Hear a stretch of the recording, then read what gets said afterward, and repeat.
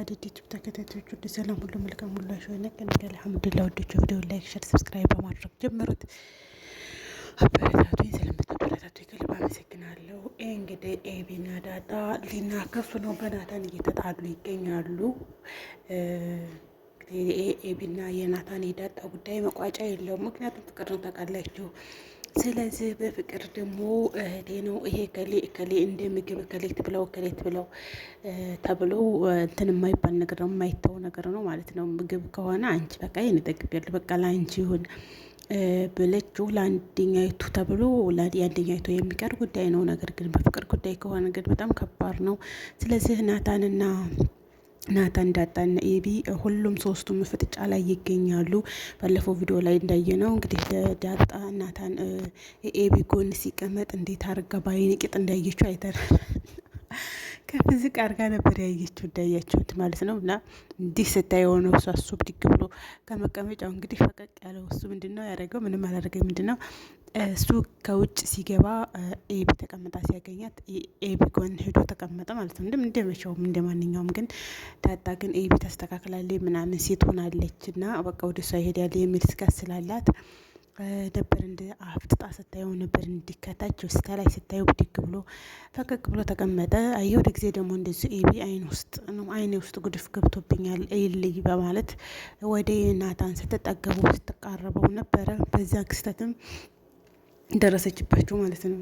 እና ኤቢና የዳጣ ጉዳይ በአንድ በኩል ቢስማሙም ግን ትልቅ የማያስማማ ጉዳይ አለባቸው። በዛ ጉዳይ ደግሞ መቼም ሊስማሙ የማይችሉበት ጉዳይ ነው። ያ ጉዳይ ደግሞ ማለት ነው እሱም ፍቅር ስለሆነ እንዳልኳችሁ ነው። በሂል ብያለሁ የማይባል በሂል ብያለሁ ይላል የወለ ሰው።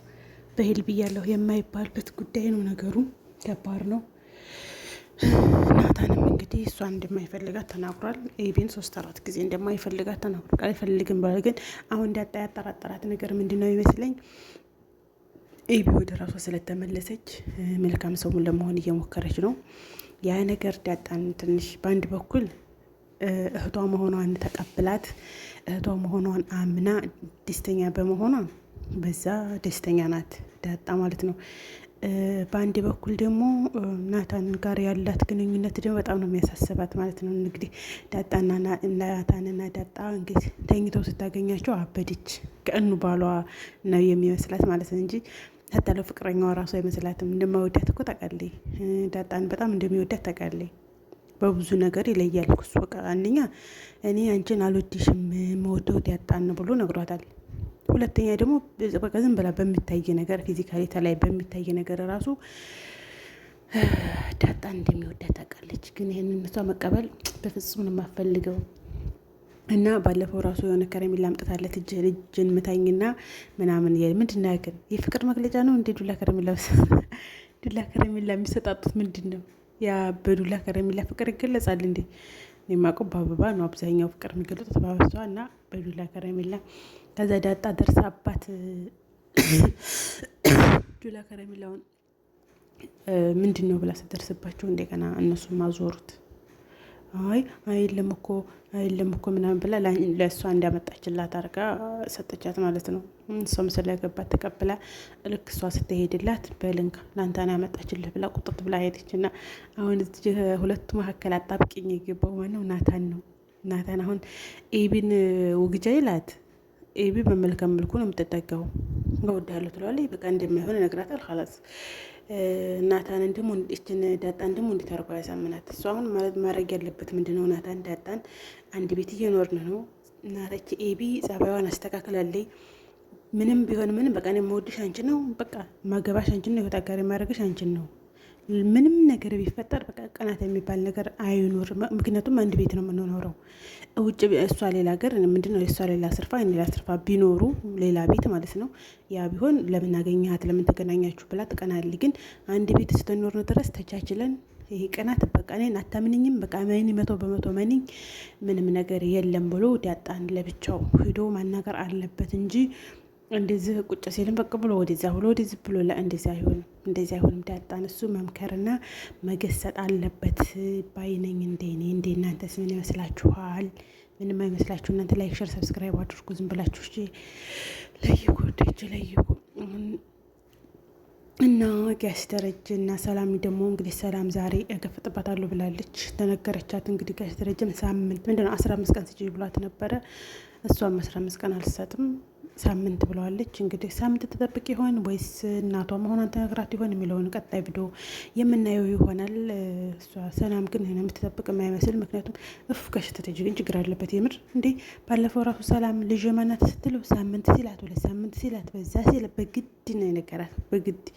አሁን ደግሞ ሰላም ራሱ በጣም ጎበዝ ናት። ይሄን እንትንም ያኔ ትዕግስት ማደረጓ ራሱ ጎበዝ ናት። ምክንያቱም ወዲያው እንደሰማች ራሱ ልጅንሽ አለማለቷ ዝም ብላ በቃ በእንክብካቤ በምናምን ፊቱንም ተወዳታለች። ግን ትንሽ እንክብካቤ ጨመር እናደረገችው እንጂ እሷ ራሱ አለመናገሯ ሁል በቃ ሚስጥር ሲያገኙ የሚይዙት ነገር እንኳን እነሱ ለነገሩ እንኳን ሰላም እንትናም ኤቢ እንኳን እንግዲህ ያው ሚስጥር ሰምታ ጸጥ ብላለች። እና ሚስጥር ያዘዋል። ዳጣም በጣም ነው እየተጎዳች ያለችው። በቃ እናቴ የማታውቃት እናቷ ተናፍቀኛለች ትላለች። ከባድ ነው ስሜቱ። እና እናቴ ናፈቀችኝ ነው የምትለው። እነሱ እንዲረዷትም አልፈለጉም፣ መረዳትም አልቻሉም። ምክንያቱም ዳጣ እንደውም ሰላም ትላታለች፣ እናትሽ ናፈቀችሽ እንደ ምናምን እያወቀች ለምን እንደዚህ ትላታለች። ተነገረች ትንገራት፣ ተነገረች ደግሞ ስለ እናቷ አታንሳባት። እና እናትሽ ናፈቀችሽ እንደ ምናምን ለምን አስፈለገ ማንሳት? አይ አይልም እኮ አሁን ደግሞ እንደዚያ ብላ ቪዲዮ አልቋል አይል። ከዚ አሁን አይ አይልም እኮ እንደው ዝም ብዬ ነው ምናምን ልትል ትችላለች። ለምን እንደዚያ ይሆናል?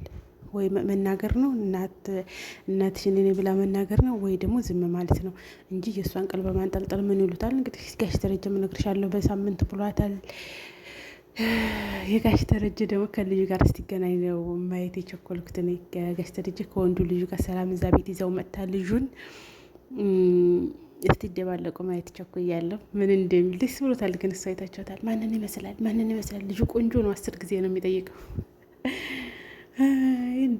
ኤቢንም ማንን ይመስላል ሲላት ነበር ጋሽ ደረጀ። ዳጣንም ማንን ይመስላል ምን ደጋግሞ ማለት ነው። በቃ ሀታ እነሱ ራሱ ያውቁብኛል ጠርጥራሉ ሳይል ነው ደጋግሞ ነበር ማንን ይመስላል ሲል የነበረው። ያው እንግዲህ ጋሽ ደረጀም ደስ ብሎታል። ያኔ ነገሮቹ ሁኔታው ውስብስብ ቢሆንም በነገሮቹ መካከል ግን ወንድ ልጅ ስላገኘ በሶስት ሴት ልጅ መካከል አንድ ወንድ ልጅ ስላገኘ ደስ ብሎታል። ያው ከወይዘሮ ማርታ ቢሆን የተመረጠ ነበረ። ይሄም በማይፈለግ ጉዳይ ላይ የሚፈለግ ነገር ማለት ነው። የሚፈልገውን ወንድ ልጅ ግን ካልሆነ ሴት ወለደው ግን ችግር የለውም። አይቲ ይሁን እና ማሮቼ ላይክ፣ ሼር፣ ሰብስክራይብ አድርጉ። የዛሬው ቪዲዮ ይህን ይመስላል። በቀጣይ ቪዲዮ እስከምንገናኝ ደህና ደሩ፣ ደህና ዋሉ፣ ደህና ምሹ። ላይክ፣ ሼር፣ ሰብስክራይብ አድርጉ። ባይ ባይ።